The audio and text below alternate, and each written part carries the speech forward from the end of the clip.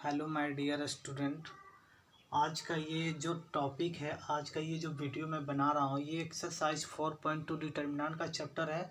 और इससे ऑब्जेक्टिव और सब्जेक्टिव 5 नंबर का एक क्वेश्चन फिक्स रहता है। तो हमें आप सबों विद्यार्थियों से यह रिक्वेस्ट है, अनुरोध है कि इस चैप्टर को 1 से 2 बार प्रैक्टिस कर लेना। ये चैप्टर सिर्फ प्रैक्टिस से ही बनेगा और इसमें ज़्यादा कोई कॉन्सेप्ट नहीं है, थोड़ा बहुत है, हम वो चीज़ लिख दिए हैं। जैसे कि कह रहा है कि नोट कि इस प्रकार के प्रश्न में यदि किसी भी सारणिक की कोई एक रो या कॉलम शून्य हो तो उसका मान शून्य होगा। स्टेप 2, और यदि किसी भी दो रो या कॉलम का मान समान हो तो भी इसका मान शून्य होगा। इसको हम इंटरचेंज पढ़ते हैं। इंटरचेंज का अर्थ होता है कि किसी भी अगर कोई कॉलम को आपस में चेंज करना है तो स्थान परिवर्तन कर देना है परस्पर बदलने से।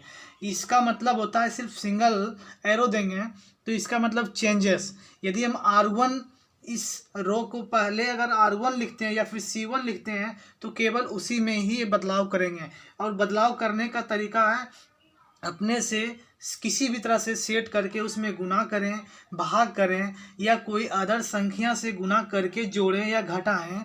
इस तरह करके इस क्वेश्चन को सॉल्व किया जाता है बस। और ध्यान देना है कि हमें प्रूफ क्या करना है, हमें प्रूफ के अकॉर्डिंग ही इस क्वेश्चन को सॉल्व करेंगे। तो इस ध्यान देना इस क्वेश्चन में गौर से।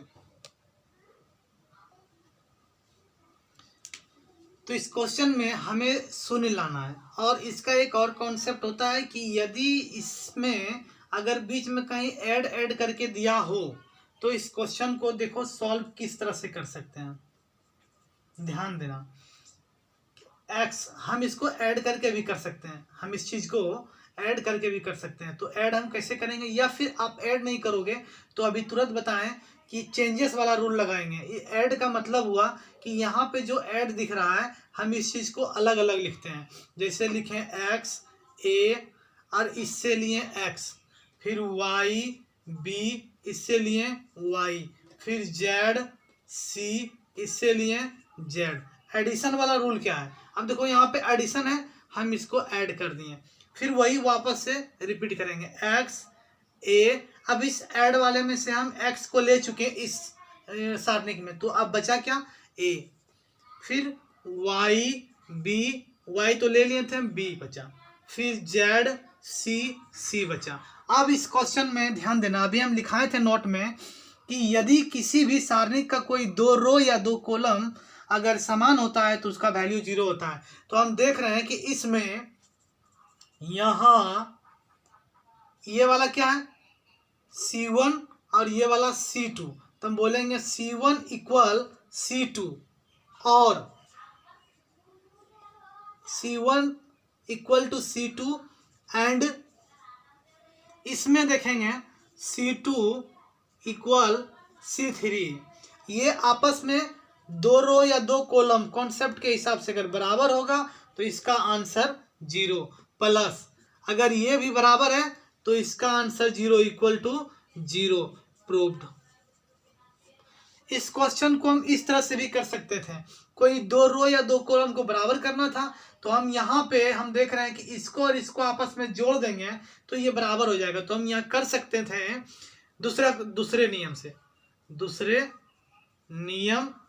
ध्यान देना कि हम देख रहे हैं C1 प्लस C2 यानी कि C1 changes C1 plus C2। ध्यान देना, इसको जोड़ दो तो हो जाएगा x plus a, y plus b, z plus c। अब बीच में क्या है C2 में नो चेंजेस, C1 में ना सिर्फ चेंज करना था, b c। ये हो जाएगा x plus a, y plus b और फिर क्या है z प्लस c। हम बताएं कि कोई दो रो या दो कॉलम आपस में समान होगा तो उसका आंसर क्या होगा, 0 होगा। तो हम देख रहे हैं कि यहाँ भी C1 बराबर C3, तो यहाँ इस नियम से भी आंसर शून्य हो जाएगा। हमें बस सेट करना है इक्वलिटी के हिसाब से कि हमें इक्वल में क्या लाना है, इस हिसाब से करके इस क्वेश्चन को सॉल्व करेंगे। तो स्क्रीनशॉट ले लें, इसके बाद नेक्स्ट क्वेश्चन लेंगे। इस क्वेश्चन में ध्यान देना, इस क्वेश्चन नंबर 2 है, इसमें भी कर रहा है कि हमें बराबर में इक्वल लाना है, जीरो लाना है। तो ध्यान देना है कि हम इसमें क्या सेट करें, किस तरह से सेट करें कि कोई एक रो शून्य हो जाए, क्योंकि एडिशन का फॉर्मूला इसमें नहीं आएगा, एडिशन का कोई कॉन्सेप्ट नहीं आएगा। तो हम ध्यान देते हैं कि क्यों ना हम ये सारे को इसमें जोड़ दें, तो जोड़ने से क्या होगा, कट जाएगा। देखो ध्यान से, हम यहाँ कर सकते हैं solution SOL to the power n के रूप में हम इसे शॉर्टकट में सॉल्यूशन पढ़ते हैं। ध्यान देना, इस चीज को बहुत स्टूडेंट नहीं समझ पाता है।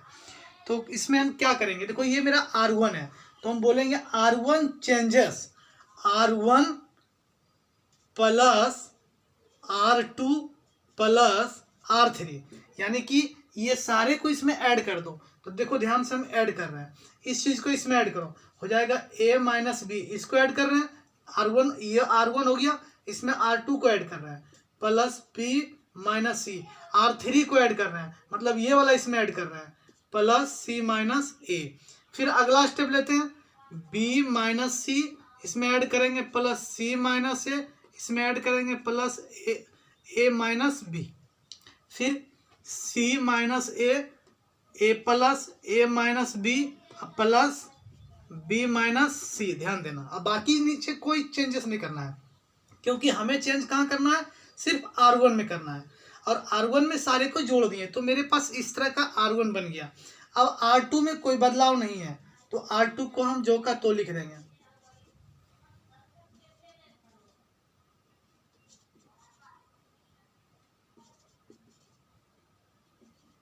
हम टोटल को, बाकी को सेम चीज को हम सेम उतार दिए, और सिर्फ मेरा बदलाव कहाँ हुआ था, R1 में हुआ था, तो R1 इस प्रकार नया R1 बन गया। तो इसमें ध्यान देना है कि हम देख रहे हैं कि माइनस से प्लस से B कट रहा है, माइनस से C प्लस से C कट रहा है, माइनस से A प्लस से A कट रहा है, प्लस से B और माइनस से B कट रहा है, प्लस से A और माइनस से A कट रहा है, और प्लस से C और माइनस से C कैंसिल हो रहा है। इसमें C कैंसिल हो रहा है, इसमें C कैंसिल हो रहा है, B cancel, B cancel, A cancel, A cancel, यानी ऑलमोस्ट ऊपर वाले R1 में जो भी है सारे कैंसिल हो गए। तो बचा मेरे पास क्या, मेरे पास बचा शून्य, मेरे पास बचा शून्य, बचा शून्य, कोई दिक्कत। नीचे R2 में क्या है, कोई बदलाव नहीं, V minus C, C minus A और A माइनस B। R3 में फिर है C minus A minus B, B minus C। मैं आप सबों को अब एक कॉन्सेप्ट दिए थे कि किसी भी सारणिक में यदि उसका कोई भी एक रो या फिर एक कॉलम यदि शून्य के बराबर होता है, तो उसका आंसर हमेशा क्या होता है, शून्य होता है। तो इक्वल शून्य, प्रूव्ड। अगर आप लोगों को जरा सा भी दिक्कत बुझाए तो आप कमेंट बॉक्स में पूछ सकते हैं, लिख सकते हैं कि सर इस क्वेश्चन को नहीं समझ पाए, और अगर थोड़ा बहुत अगर मिस्टेक होता है तो इसके लिए मैं आप सबसे क्षमा चाहता हूँ। तो हम एक सेकंड के लिए रुकते हैं, स्क्रीनशॉट ले लीजिए।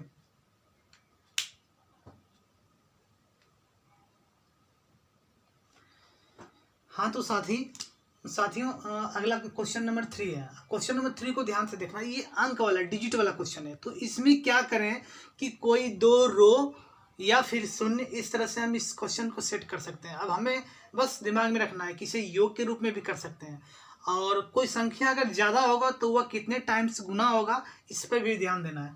तो हम देखो इसको किस तरह से कर रहे हैं, हम इसको इस तरह से कर सकते हैं। ये हो गया 2 7 3 8 5 9। अब ध्यान देना, और बराबर में हमें क्या लाना है, शून्य लाना है।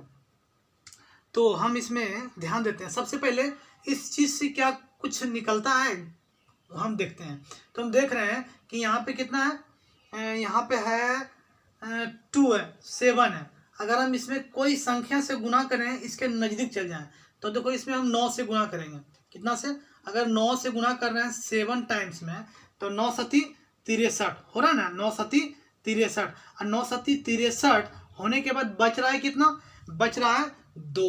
हम 2 को ऐड कर लिए इसमें। फिर अब जो संख्या हमें लिए उसी संख्या से गुना करना है। इसमें देखो किससे गुना करना है, 9 8 72, इसमें करना है 9 8 72, 72 तो 75 है, तो शेष कितना बचा? 3 बचा। इसमें करना है 9 9 81, शेष कितना बचा? 5, हम इसमें 5 ले लिए। कोई डाउट इसमें नहीं? तो आगे चलते हैं। ये हो गया मेरा 2 7। अब जरा सा ये ध्यान देना, हम यहाँ एक संख्या है, इसमें देख रहे हैं कि ये जो मेरे पास C3 दिख रहा है, C3 बोलेंगे C3 से 9, क्योंकि 9 हर जगह इसमें, तो 9 कॉमन लेने पर, बहुत आसान सवाल है, बस ध्यान से देखना है। तो हम 9 कॉमन ले लिए, तो बचा 2 7, बचा क्या? 7 + 2, फिर क्या?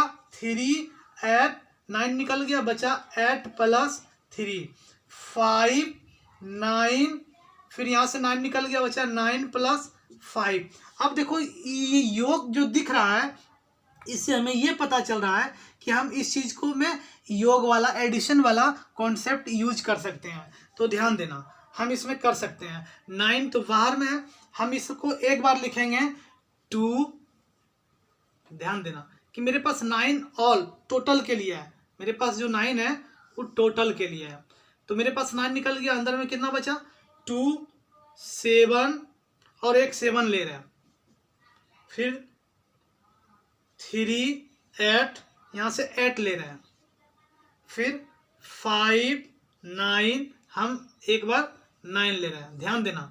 फिर देखो बीच में प्लस है, प्लस ले लिए, फिर वही चीज़ को रिपीट करो 2 7, हम एक इस योग वाले में से एक बार 7 ले लिए, तो अब बचा 2, हम इस 2 को ले लिए, इधर वाला रिपीट होगा, इधर वाला जो है C1 C2 रिपीट होगा, सिर्फ योग वाला को हम अलग रखेंगे। फिर हो जाएगा 3 8 3, फिर हो जाएगा 5 9 5। अब बाबू इसमें बताओ आप लोग क्या क्या इसमें इक्वलिटी है? तो हम देख रहे हैं कि यहाँ पे C2 और C2 इक्वल C3 आपस में बराबर है। फिर इसमें एंड, इसमें क्या है? इसमें C1 इक्वल C3 है। अब ध्यान देना, जब कोई दो रो या दो कॉलम आपस में समान होता है तो उसका आंसर हमेशा क्या होता है?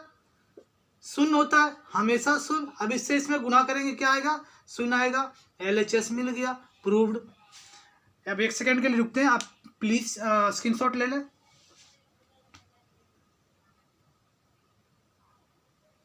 अब क्वेश्चन नंबर 4 में देखना है। क्वेश्चन नंबर 4 में हमें इस टाइप दिख रहा है क्वेश्चन, और हमें इक्वल में लाना है, शून्य लाना है। तो ध्यान देना, सबसे पहले इस चीज को इससे इंटू कर लो, तो कर लो 1 BC, एक इससे गुना किए इसमें, तो क्या बन जाएगा? AB, फिर इससे इसमें किए प्लस AC 1 CA, फिर वही काम करेंगे, इससे गुना इसमें करो BC प्लस AB, फिर वही काम AB, इससे इसमें गुना करेंगे AC, फिर इससे इसमें गुना करेंगे BC। हम देख रहे हैं कि अगर इस चीज को इसमें ऐड कर दें तो सब क्या होगा? एक जैसा बन जाएगा, सब क्या होगा? एक जैसा बन जाएगा। इसका मतलब हुआ चेंजेस कहाँ करना है? इसमें करना है, या फिर इसमें भी करेंगे तो कोई दिक्कत नहीं होगा। देखो हम कर रहे हैं C, ये वाला C2 है, तो बोलेंगे C2 changes C2 plus C3, कोई दिक्कत? हम कर रहे हैं 1 1 1, हमें C2 में बदलाव करना है, यानी इसमें बदलाव करना है, किसमें? C2 में।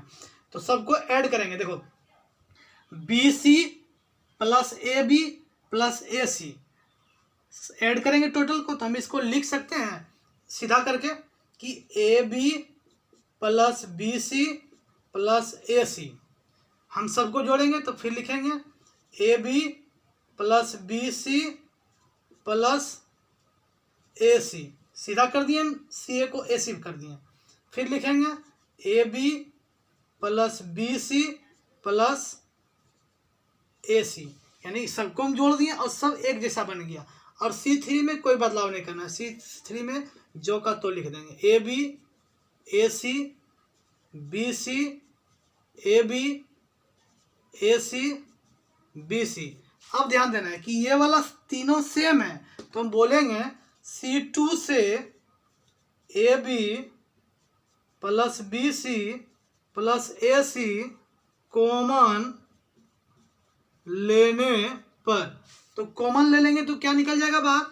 AB BC AC, बचा क्या 1 1 1 1 1 1, ये बच गया AB plus AC, BC plus AB, AC plus BC।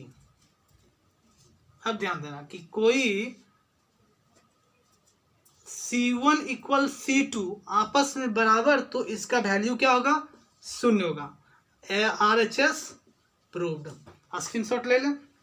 और इसमें जो 3 वाला क्वेश्चन था उसमें जो हम कॉमन ले लिए थे, उसमें ध्यान देना कि वो कॉमन, उसको एडिशन कॉन्सेप्ट लेने के बाद हम कॉमन लेते हैं, तो कॉमन हम पहले ले लिए हैं, थोड़ा सा मिस्टेक हो गया, उस मिस्टेक को, उससे कोई दिक्कत नहीं है, आंसर 0 ही आएगा, लेकिन थोड़ा सा हो गया था, कोई दिक्कत नहीं, कर लेंगे आप लोग।